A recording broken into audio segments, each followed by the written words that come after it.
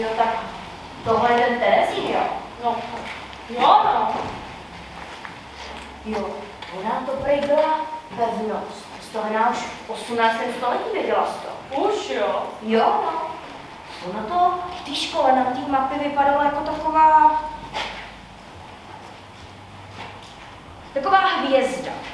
S rovnými ulicemi, s vysokými zdmi a tak. No ale víš to, že ty tvý hvězdy se stalo vězení? Já to vím. No, za druhé světové války. Nacisté změnili takzvané židovské ghetto. Místo, kam byli posíláni židé z Čech, Moravy, Německa, Rakouska. No i z další zemí, No, určitě. no. A víš, on ten Terezín měl být pro ty lidi jako taková ukázka, že tam všichni žijou v pořádku, že tady mají koncerty, mají divadla, mají školu. No ale byla to lež. Tak to vím, že to byla lež. A protože za těma jejich krásně postavenýma kulisama se prostě skrýval hlad, nemoc a strach. Emo, co je? Já mám taky strach. Z čeho? No tady z toho místa prostě vem si, že kde my teď jsme, tak dřív tady bylo vězněno 140 000 lidí. Ty fakt to. Tolik. A z nich tady 30 000 zemřelo. A my tady stojíme. Jo. Je to hlava nebere. Co ti zase hlava nebere? Jak je možné, že přes všechny tyhle ty strašné věci v tom Terezíně prostě vznikala hudba, básně, obrázky, lidi ti tam psali do malých sešítků, kreslili na kousky papíru, nebo třeba zpívali písničky, které si sami vymysleli, pak si na ně zatancovali. No, Co je, snažím se odlehčit situaci. super. Hele, já jsem se někdo dočetla, že oni ty vězni tady v tom Terezíně uspořádali přes 2000 koncertů. Jo. Ty fakt. Hráli divadla, zakládali ty dětský časopisy. Jo. Protože, hele, ty nacisti jim sebrali prakticky všechno. Úplně. Nejdřív prostě je diskriminovali, byli hnusní. Pak jim nejspíš sebrali majetek, pak je převezli do těch koncentráků a pak je nejspíš i zabili. Nevíš, že to nejseznam. Prostě, i když tohle všechno jim sebrali, tak prostě nikdo jim nemohl zbýt jejich představivost. No a právě z té představivosti se zrodilo, představ si to, divadlo. Divadlo. No, jako by malý, dětský, to jo, ale hodně silný.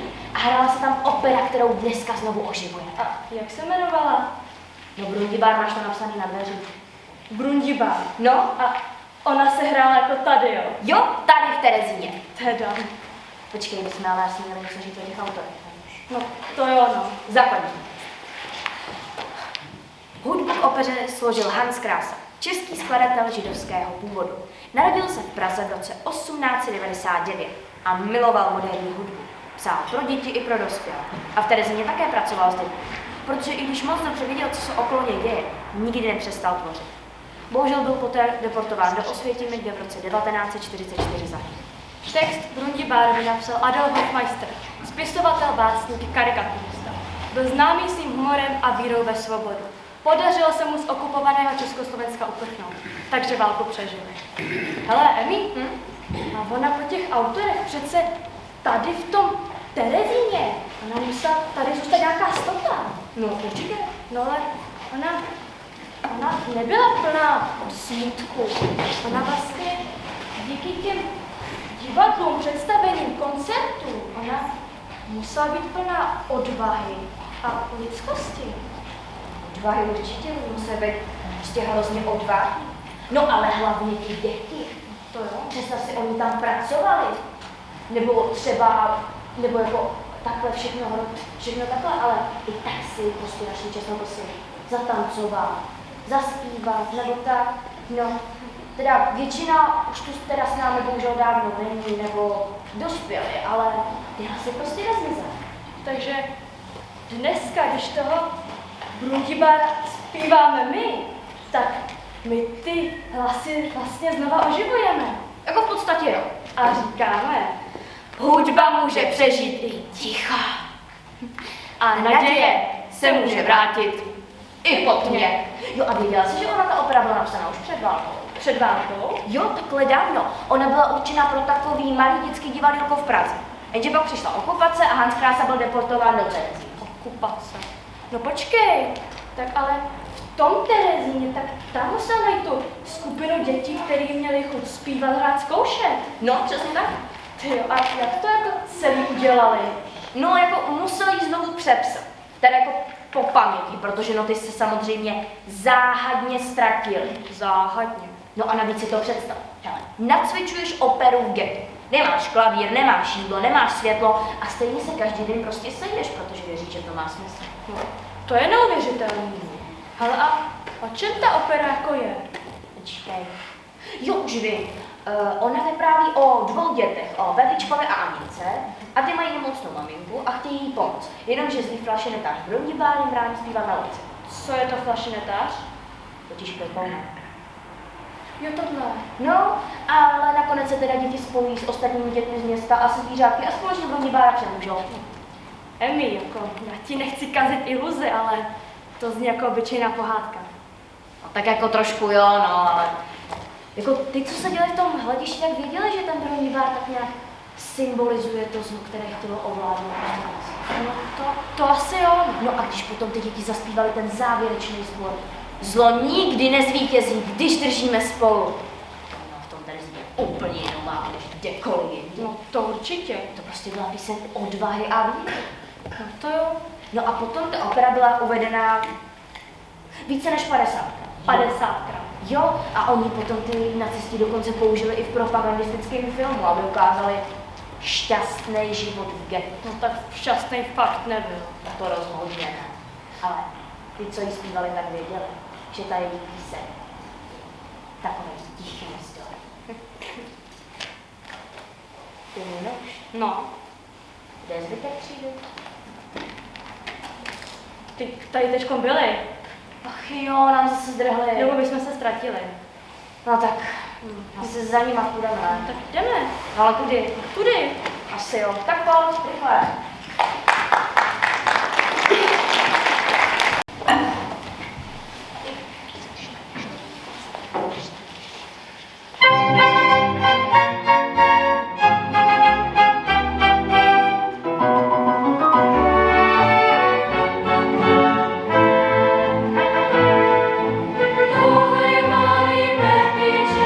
Zemřel dávno tatíček, zárku vede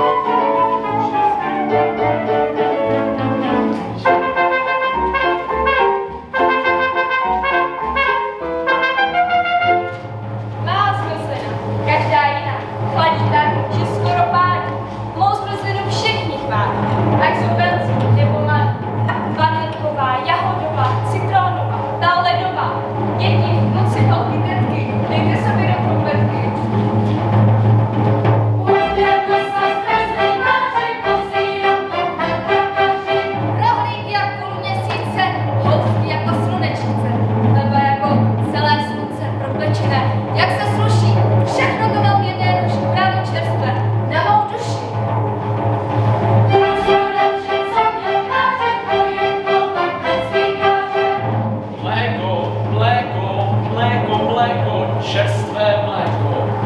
Pro dětičky, pro matičky, pro kočičky, od kravičky. Čerstvé mléko, mléko, mléko, mléko, mléko, máslo, sýr.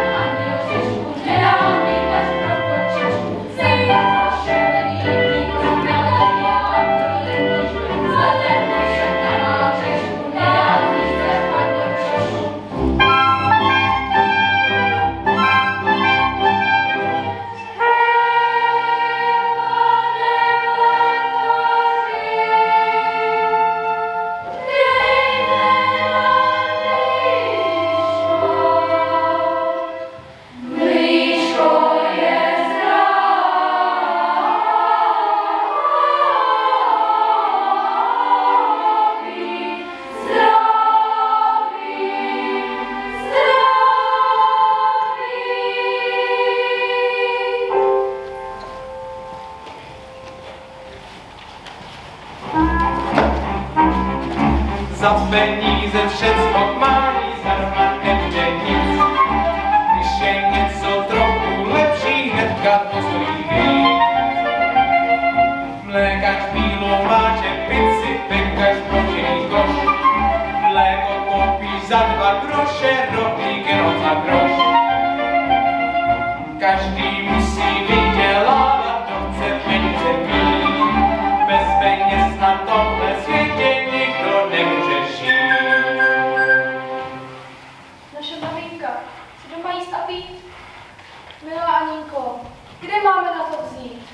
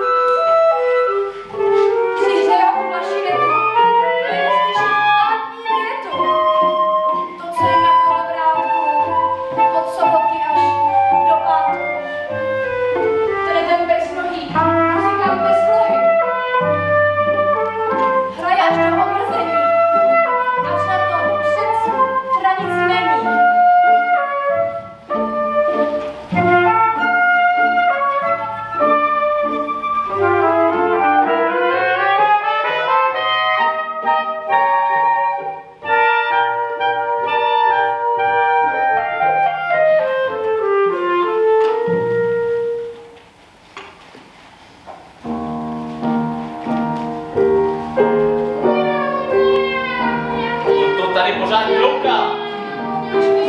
Bolí uši. Kdo to tady ještě krouká? Tenhle suboček nás to ruší. Svačí kouká. Co pak tohle to se zruší? Helena mě přinosí. Své nosy svůj nosí. A ten malý usmrkánek.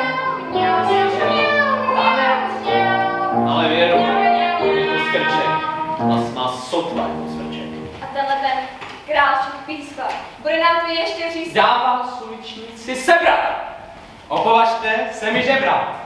Ale páni, my by neměli ani zdání. Ani mu 1000 rom. Ale rychle běžte domů.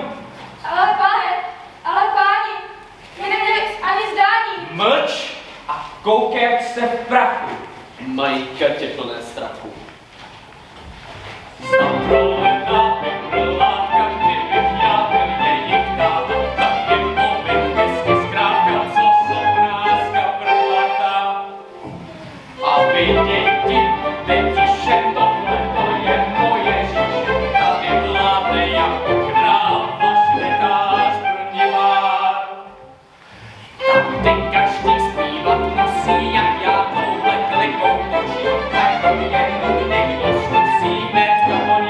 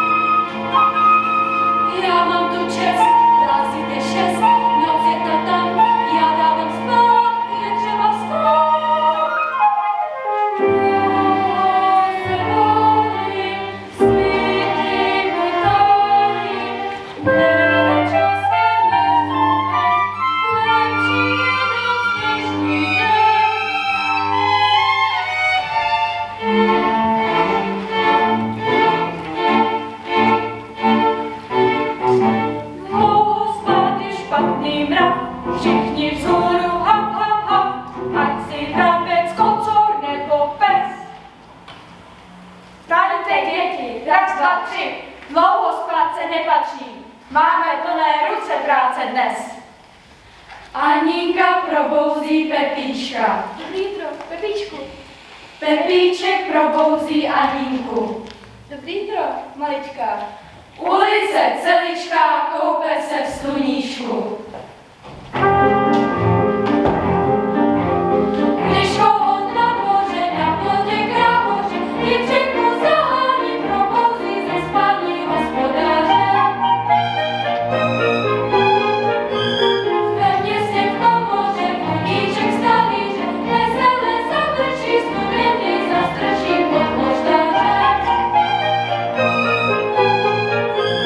Vyzvání v kostele, stávejte z postele, dětičky sokolí, chystejte do školy slavikáře.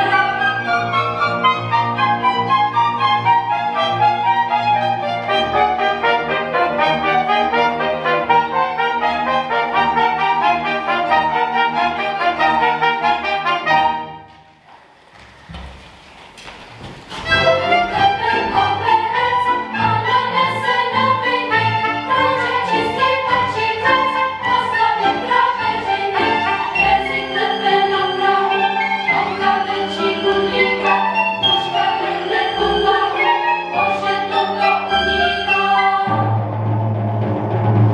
Jarmila si zpívá, pan domácí kouká z okna, na všechno se dívá.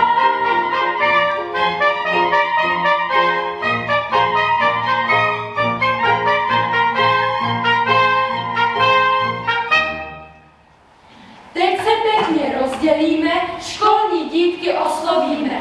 V úzkých jsou dva kamarádi, potřebují pomoci. Potěšit by chtěli rádi svou maminku v nemoci. Aby mohli koupit mlíčko své mamince na kafíčko, musí jako zpěváčkové vydělávat krejcárky. Pojďte s náma školáčkové do nejmladší utálky.